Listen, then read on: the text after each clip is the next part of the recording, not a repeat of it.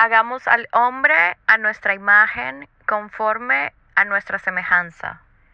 Acá voy a hablar de lo que dejé pendiente en el episodio pasado, que es cómo desprogramarnos de lo que interpretamos en casa.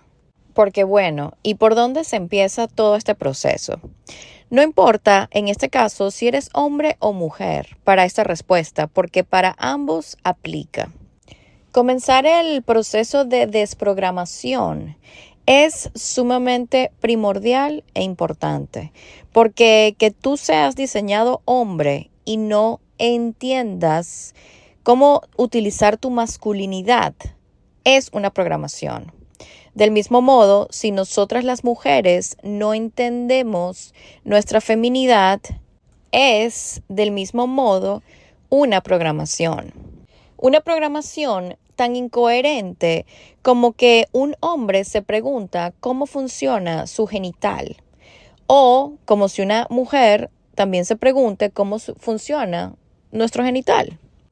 ¿Quién nos enseñó a usar nuestros genitales? ¿O no nacimos usándolos naturalmente? Y tú dirás, bueno, ¿pero qué tienen que ver los genitales masculinos y femeninos aquí? Todo. Porque los genitales son los que nos definen si somos hembras o varones. O cuando le hacen una ecografía a una mujer embarazada, ¿qué es lo que buscan en el bebé para determinar su sexo? ¿No son sus genitales? Exacto.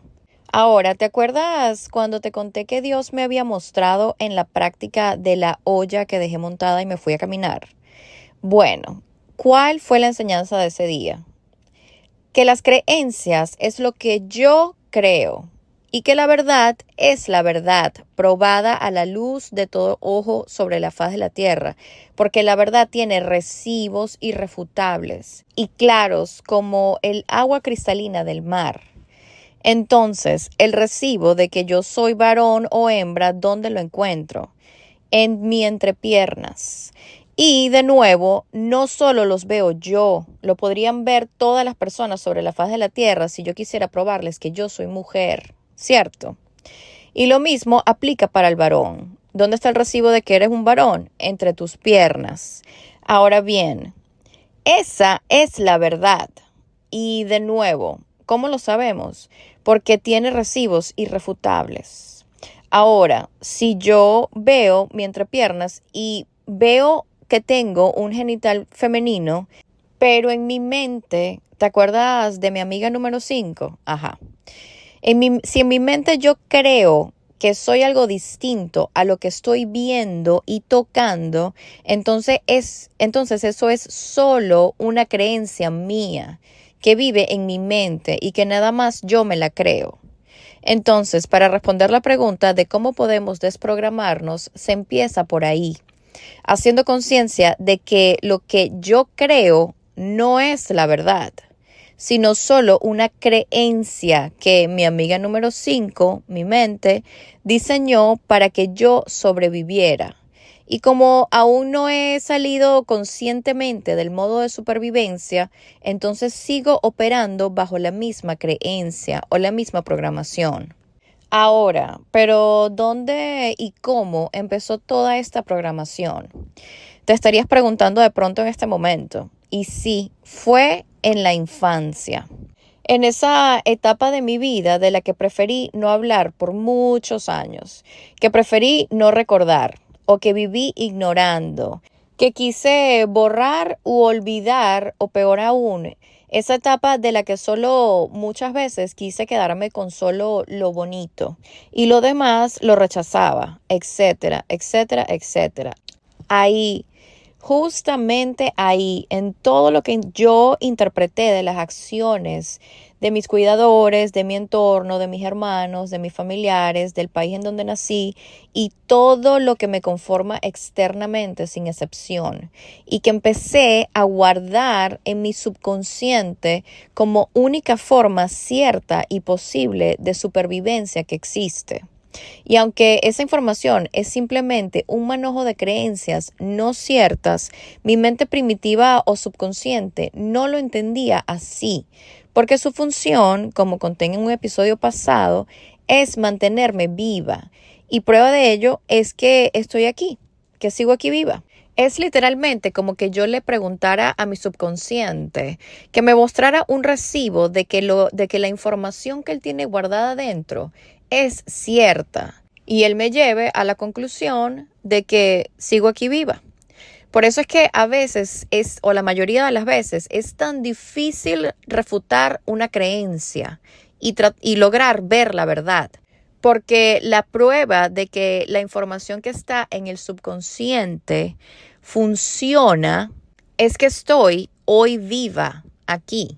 Entonces yo sería el recibo y la base para que mi subconsciente me diga, sí, lo que hemos hecho hasta ahora es la verdad, pero no es esa la verdad. Eso no es cierto. Pero ahí vendría el subconsciente a decirme, ¿cómo que no es cierto? Sí, mírate aquí viva y mira que todo lo que hicimos funcionó. Y claro que funcionó en un momento, porque tampoco no voy a agradecer mis creencias antiguas que, aunque falsas, me permitieron sobrevivir. No ser feliz, precisamente, ni yo misma tampoco, pero esas creencias me protegieron lo suficiente para traerme hasta aquí. Ahora, lo que pasa es que yo no puedo en 2026 operar con una información en mi disco duro que guardó mi niña de 3 años, o menos, o más, que era lo que yo estaba haciendo antes de cuestionar y vaciar todas esas creencias fuera de mí al escribirlas. Pongamos un ejemplo. Si por los comportamientos de los padres de alguien, cualquiera hayan sido, esa persona interpretó un papá grosero, abandonador, e interpretó a su madre de pronto sola y desprotegida, y esa persona logró sobrevivir a ese escenario. Su subconsciente, haciendo su trabajo, va a guardar esa información para crear la maqueta que lo va a hacer sobrevivir. Entonces, la información en el subconsciente, en la niñez, está siendo grabada algo más o menos así. Masculino es igual a grosero, abandonador. Y femenina, sola, desprotegida. Y esa fórmula da igual a fórmula que funciona, porque logró sobrevivirla. Es por ello que en la adultez, todo lo cercano a esa persona que sea masculino va a tener el comportamiento que lo haga interpretarlo como grosero y abandonador. Y todo lo que sea femenino, incluyéndolo o incluyéndola, si es hombre o mujer, cercano a esa persona va a tener comportamientos que sean interpretados de soledad y desprotección. Porque esa es la maqueta que funcionó para que hoy esa persona estuviese aquí, viva. Es decir, para la prolongación de la especie, que al final esa es la razón por la que el subconsciente hace todo lo que hace, para que la raza no expire y nos sigamos reproduciendo. Entonces, esa es la maqueta que utiliza el subconsciente todos los días para tener a esa persona viva, porque funciona. Por eso es tan difícil cambiar nuestras creencias, muchas veces porque es lo que es familiar para nosotros.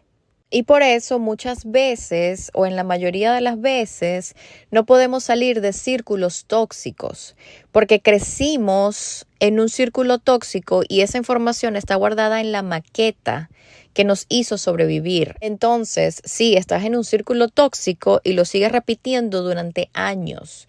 Y te lo va a seguir repitiendo el subconsciente porque esa es la información que está en la maqueta.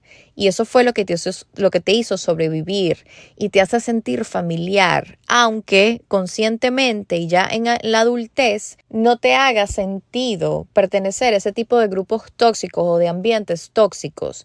Pero es que no es en el consciente donde está esa información, es en el subconsciente. Y hasta que no lo vaciemos al subconsciente y le metamos creencias nuevas, no vamos a dejar de operar bajo las creencias antiguas y muchas veces falsas que traemos de la niñez.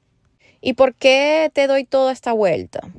Porque el hecho de que hoy no sepamos ser masculinos en el caso de los varones, ni ser femeninas en el caso de las hembras, es por las creencias que construimos de lo que interpretamos de papá y mamá.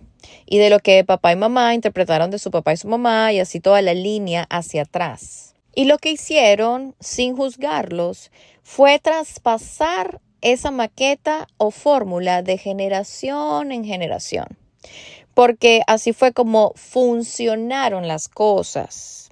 Entonces, basado en la interpretación que hicimos por supervivencia de la masculinidad de nuestro padre y de la feminidad de nuestra madre, es como actuamos hoy. Y digo actuamos porque es una actuación, es el personaje que creamos por sobrevivencia, como consecuencia de esa maqueta de interpretaciones que hicimos y que existen en nuestro subconsciente. Entonces, si una mujer en mi linaje que por causa del comportamiento de un hombre interpretó o se sintió en miedo, peligro o amenaza, esa mujer por sobrevivencia para protegerse va a tener que empezar o comúnmente empieza a actuar erróneamente como un varón y copiar sus comportamientos, porque lo único que por diseño divino de Dios está hecho para defender y proteger son los varones. Y en la naturaleza los varones son los únicos que combaten con otros varones, no con las hembras. Y acá abro un micro paréntesis para recalcar que el sentimiento de miedo, peligro o amenaza en la sabiduría infinita de nuestra primitividad significa o es interpretado como el riesgo a la desaparición de la especie. O sea, lo peor que puede pasar. Hacer sentir a cualquier animal miedo, peligro o amenaza es programarlo para defenderse y estar en modo sobrevivencia por el resto de su vida. Y lo que puede hacer es transferirle la herida a otras generaciones venideras, si este problema no lo hace consciente. Entonces, seguimos con el ejemplo. Si ese varón que por su comportamiento le hizo sentir a la hembra miedo, peligro o amenaza, la marcó para siempre. Activa en ella un sistema de defensas desesperado, pero que funciona para cumplir con la meta de seguir viva y con eso seguir prolongando la especie. Este sistema de defensas, si prestamos atención, se activa con una fuerza especial en las hembras que ya tienen crías o que están por tenerlas. Y esa fuerza animal sale de que ya no solo se están protegiendo ellas, sino que también ahora protegen o deben proteger a sus crías. Ese sistema de defensas activado en la hembra por el varón que la hizo sentir miedo, peligro o amenaza, empieza a crearle a la hembra una especie de teatro o película falsa para que sobreviva, que le hace empezar a creer que ella pudiese combatir con los varones si quisiera. Entonces, ese miedo, peligro o amenaza empieza a producirle niveles desproporcionados de cortisol a esa hembra como estrategia para ensancharle su cuerpo físico y que se haga grande como el de los varones. Empieza a hacerla hablar con un tono de voz fuerte. Empieza a creer que puede compararse con otros varones en fuerza física. Hasta incluso la hace llegar a creer que puede sostenerlos de cualquier manera, entiéndase financiera o físicamente. Empieza a imitar las funciones de los varones, a cuidarse sola, empieza a proveerse sola y a perder la capacidad de recibir. Empiezan los yo puedo sola, los yo voy sola, los yo no necesito nada de un hombre. Es decir, comienzan los conflictos y aquí la programación. Todo este teatro, entre comillas, es creado para que esa hembra sobreviva y hacerla creer y sentir que de alguna manera, aunque errónea, está a salvo y pueda de alguna manera, aunque errónea nuevamente, continuar viviendo y asimismo sus crías también. Ojo, acá, si una hembra está con su sistema de defensas activados y está criando, automáticamente le está activando el sistema de defensas a sus crías. Es decir, está transfiriéndoles por default ese miedo, ese peligro y esa amenaza en la que ella se siente viviendo. Es decir, le está transfiriendo la herida de una vez a sus crías. Y resulta que ese teatro inventado y falso que nuestro sistema de defensas nos ha creado para salvarnos a las mujeres o a las hembras solo se acaba cuando lo traemos a la conciencia. Es decir, mujeres, si no hacemos el trabajo de hacer consciente esa herida que nos causó ese miedo, ese peligro o esa amenaza que sentimos del varón y que venimos arrastrando por siglos, es imposible que dejemos de actuar como ellos, porque creemos subconscientemente que aún estamos en ese mismo peligro, en ese miedo o en esa amenaza. Ni nos será posible tampoco atraer a nuestra vida hombres con una masculinidad sana. Ahora, ¿por qué nos cuesta tanto a las mujeres conectar con nuestra energía femenina? Simple, porque no nos sentimos a salvo en ella y en nuestro subconsciente tampoco hay registro de que mamá se haya sentido descansada y tranquila y proveída y protegida por varón. Entonces copiamos la energía que percibimos de nuestra madre, porque así como percibimos o interpretamos de nuestra madre, vivimos ahora creyendo que todo varón es una amenaza y el mundo es literalmente masculino. Y Dios también es padre y es varón. Por eso ni en Dios confiamos o nos cuesta mucho confiar en Dios y del mundo vivimos defendiéndonos sin parar o inclusive peleando todo el día con el mundo o contra el mundo, porque así aprendimos de la energía de nuestra madre, que estaba siempre como en una constante pelea con lo masculino. Pero ¿es eso todo verdad? ¿O es mi creencia heredada de mi mamá y de la mamá de mi mamá y de la mamá de la mamá de mi mamá y de la mamá de la mamá de la mamá de mi mamá? Y así todo el linaje hacia atrás. ¿Es verdad? O sea, preguntémonos. ¿Es verdad que todos los hombres nos ponen en peligro? O de nuevo, esa es solo una creencia. Porque yo, sin indagar demasiado, sí, de pronto mi ex hombre es un narcisista o así creía yo. Pero Dios, que es hombre también, me ama incondicionalmente, ¿o no? Y mi mejor amigo, hombre, me hace sentir súper especial. Y mi vecino es hombre también y es súper pana conmigo. Y mi landlord es hombre y es un sol. Y mi ex jefe, hombre, me hacía reír increíble y me trató siempre con respeto. Y el chico hombre que me hizo el café esta mañana en la cafetería fue amable conmigo. Y hasta me regaló una galletita extra. Y el bartender hombre del bar al que siempre voy también me regala siempre la primera ronda de cervezas. Y todos mis amigos hombres del circuito de comedia al que asisto regularmente son increíbles, amables y súper caballerosos conmigo. Y uno de mis clientes, que también es hombre, me dejó una caja gigante de chocolates antes de irse porque le nació. Entonces, todos los hombres me ponen en peligro. ¿Todos son una amenaza? ¿Con todos siento miedo? No. Haciendo conciencia y yéndome a la verdad, no. Haciendo conciencia, esa es una creencia y es falsa.